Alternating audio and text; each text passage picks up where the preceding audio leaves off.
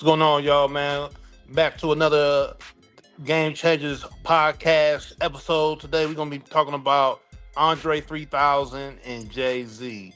Who did you think was a better MC, or who was one?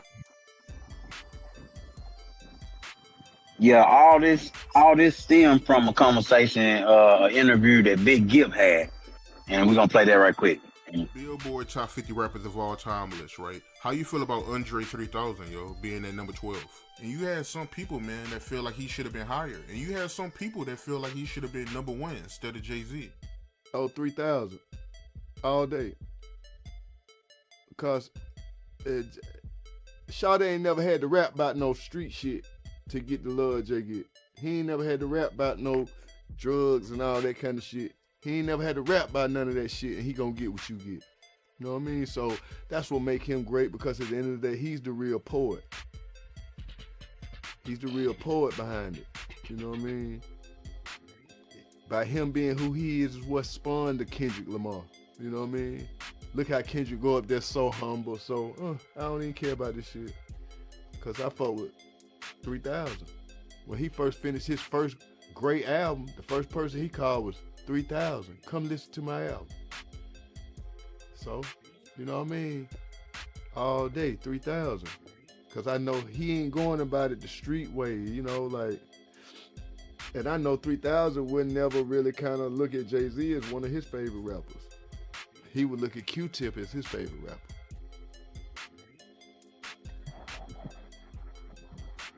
Valid points made by Big Gipp.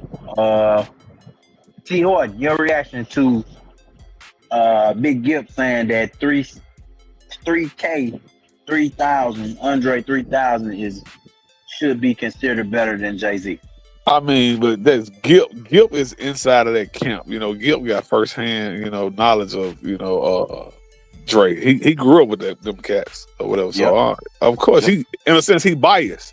He is. He biased, and then like I said, niggas from the South really wasn't historically like just fucking with New York niggas. You know what I'm saying? Music at all. So that's just how that is. If you ask any nigga from Atlanta about the New York niggas, they ain't rocking with them niggas like that. That's true. You know what I mean? That's true. So he definitely is biased. But And then, in a sense,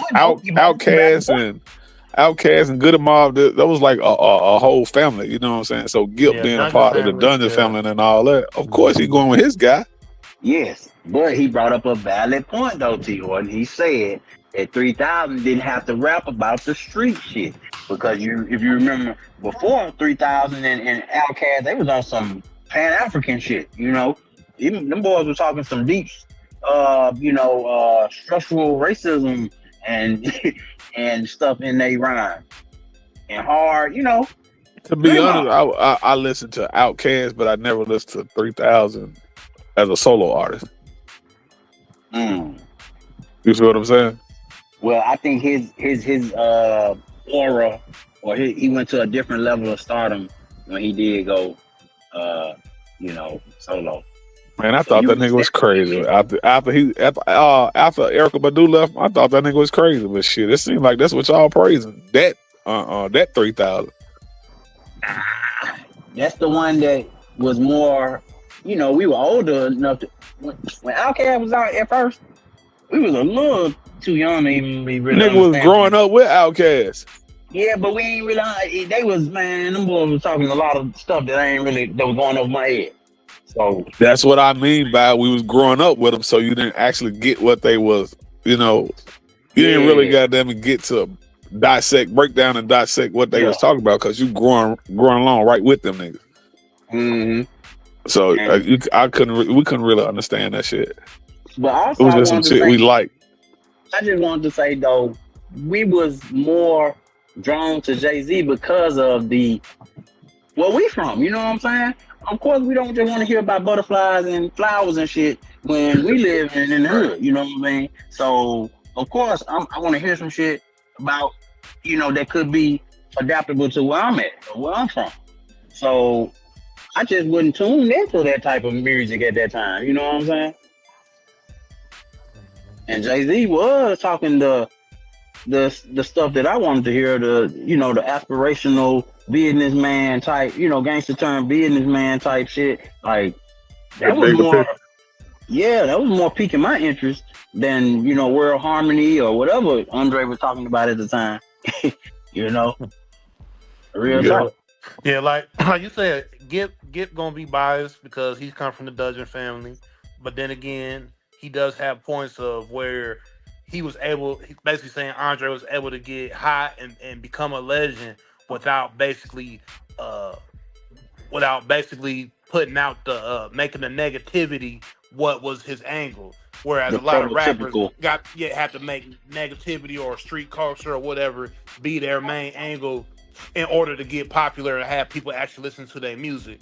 But then yeah, it also was the story, the kind of the stories that Andre will put down in his music that you had to really follow how he gets real detailed in a lot of his verses, and the way that he puts a lot of his stuff together. A lot of people can't put it together the way he does. definitely. No, So a lot of times that's where when people say, "Oh, you Andre the best ever," and this that is because of the way that he put down a lot of his verses in certain songs of Outkast. Not even necessarily any of his solo stuff. Really, a lot of his verses in certain songs that he did that were like real dude, epic verses. But then he went on again, that run, that Lil yeah, Wayne run, where he had but, those but features. but then again, a lot of people downgrade Jay Z depending on who you talking to, what region you're at, what time, what Hmm. era, what age group you talking to. They That's downgrade big. Yep. Jay Z's storytelling and ability, especially Reasonable Doubt. Volume One. Jay got a lot of storytelling All records the and early Jay songs. Z, a Yeah, lot of that niggas from the South missed all that.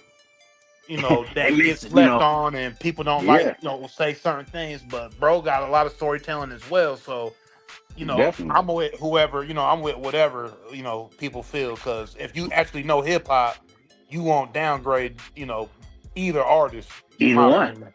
Hmm. Fact. Okay, now that's true. But you said a big thing: the age, the region. All these different factors that play into people. What I'm saying, liking certain music. And you're right. Any Atlanta dude is gonna say all that New York stuff is overrated. Um, but I think Jay Z is the one exception to all that, because I was a Nas fan too. I like Nas, but Jay Z was different than all them other guys. And it was some of the prototypical stuff that rappers talk about, but at the same time, I don't know, he made it more business like. I say, you know, he wasn't all thugged out. Let's say, you know what I mean. But I wanted to say this too. Yeah, age did have a big part of that, but I never jumped in the car with T Horton and we riding out somewhere and we played some Outkast or even some Andre 3000. We To be honest with you, Jay Z. to be honest with you, and you might think I'm lying, but I know one Andre 3000 song outside of Outkast, and that's Hey Ya. That's it. I know nothing else from Dre. Nothing.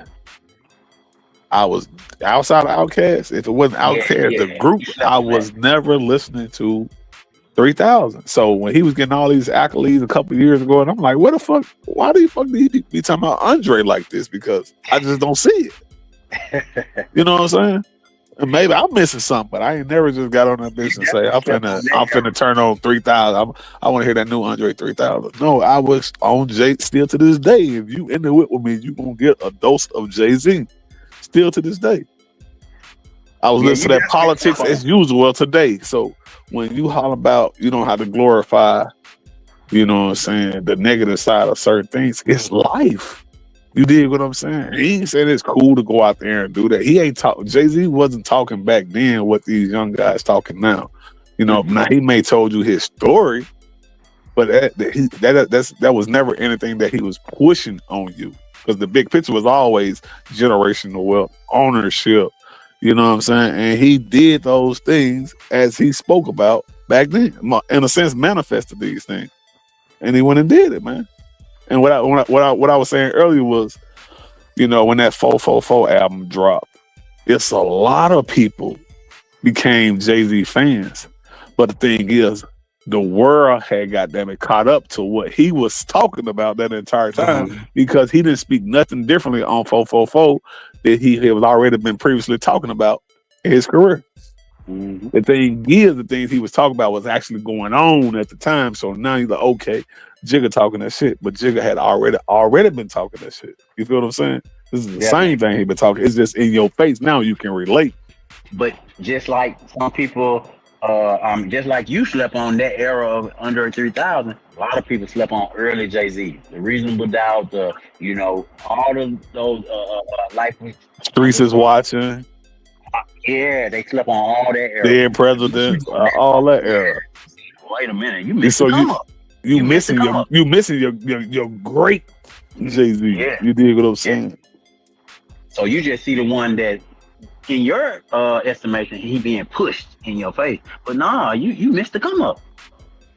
Yeah, most definitely. And it's crazy from me being that close to Atlanta. You know what I'm saying? Like where they music is right there. I still wasn't that 3000 fan. I wasn't checking for outside of Outkast. I wasn't checking for 3000. But then again, also, I mean, the common sense to me of it all is Andre 3000 was never really a solo artist. So it's hard to be like, like you could just overshadow Andre to Jay-Z when Jay-Z got nothing but solo projects. Yeah. I mean, and also he literally has 2 albums that got. But no, I want you to remember too, they putting Biggie in the damn GOAT debate, and he ain't got but what 2, 3 albums. Take the first place. You Biggie got that many albums? I thought he only had one, and that was in Life After Death. I think before he died. Yeah, you're right. So that was But it. the thing with Biggie and Pac though, not to segue into them, but the thing with them is they're more so immortalized in the hip hop culture as the ghosts because the way that they passed away and the impact that they had on the game when they passed away. So it's kind of like the culture. Yeah, I hear you. Keep on. So it's kind of like the culture, kind of like immortalized. Yeah, I agree with that part because Biggie didn't have the body of work that somebody like Jay-Z got 14, 15 albums, you know what I'm saying?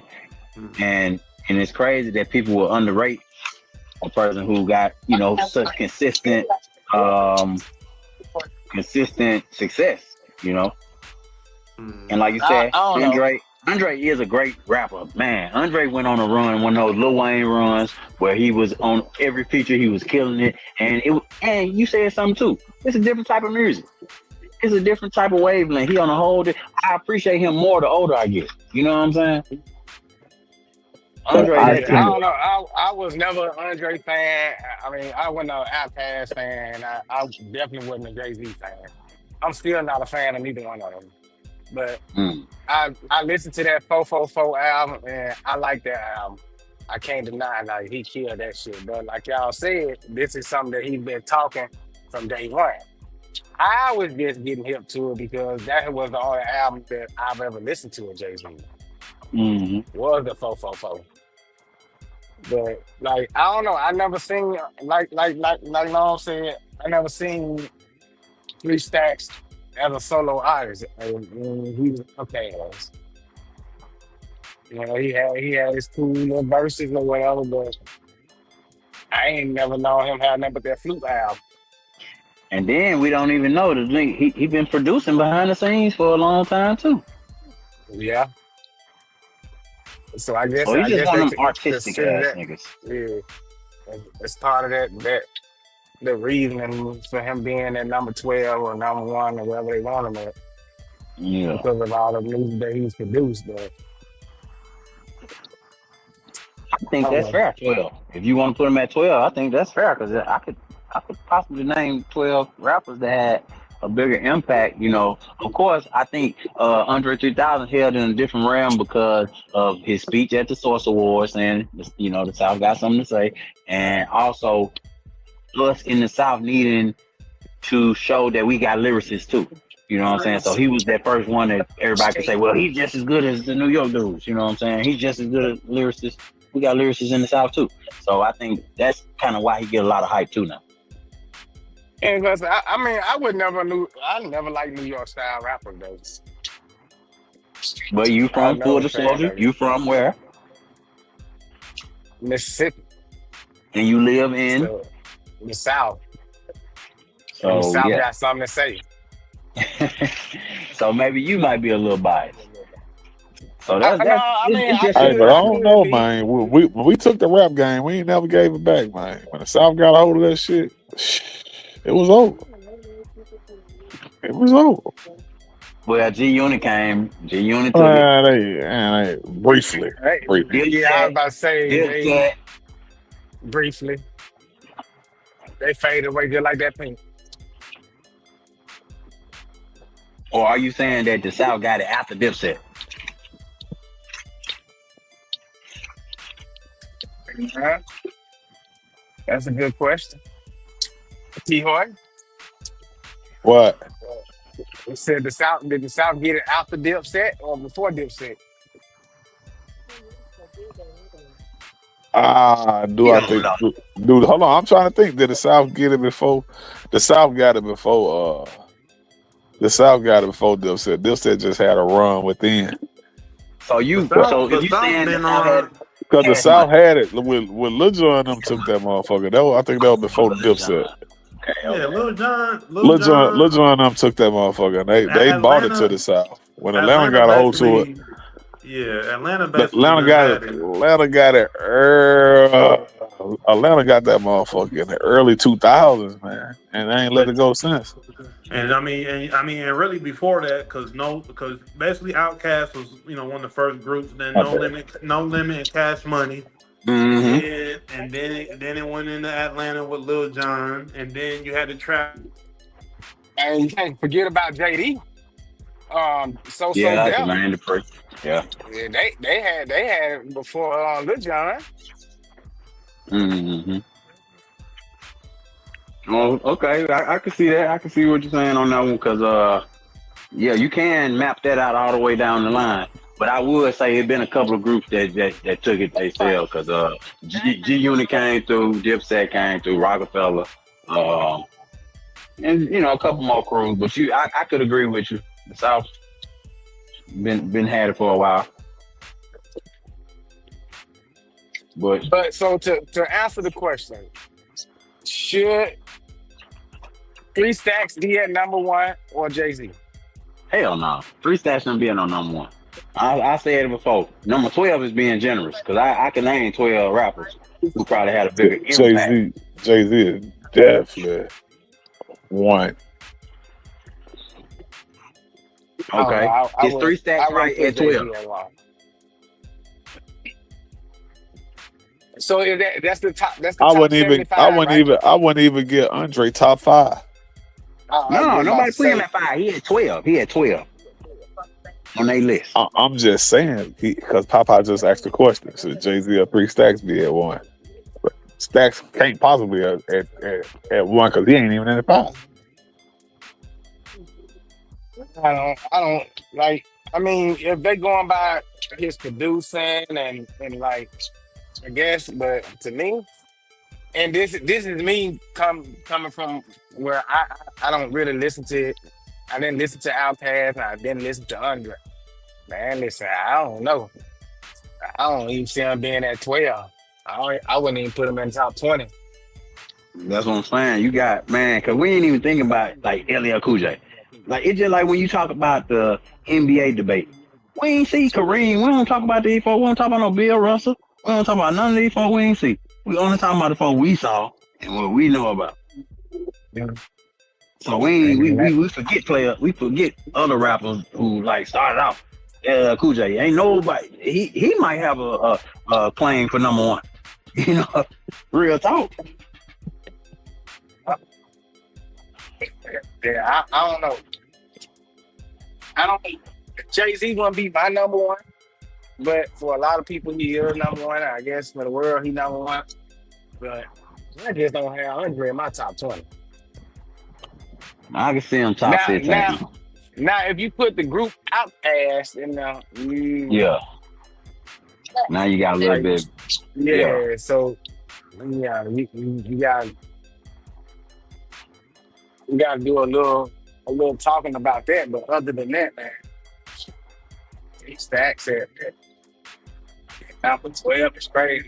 And I honestly think they put him at number 12 from album sales from this damn Fruit album when he thought he was going to splash. Yeah, everybody think he was coming out with a new album. This man ain't did nothing but play the damn feet the whole time. So he Hey, the tripped people. ultimate hustler. If you could sell Man. goddamn sand at the beach, why wouldn't you? So I guess that will put him up in that conversation, shit, because he tricked the world. That man dropped the Quiet album.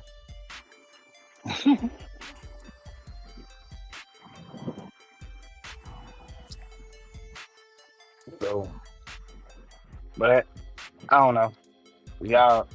Y'all know more about the rap stuff, rap music than I do, especially when it comes to Jay-Z. Like, T. Horton is a Jay-Z encyclopedia. Man, look, anybody that don't know it's Jay-Z and Kobe. And you go against them, you got to see me. That's what I'm saying. Like, so, yeah, I'm not a Jay-Z fan. I wasn't a New York rapper fan. Damn sure didn't listen to no Outkast.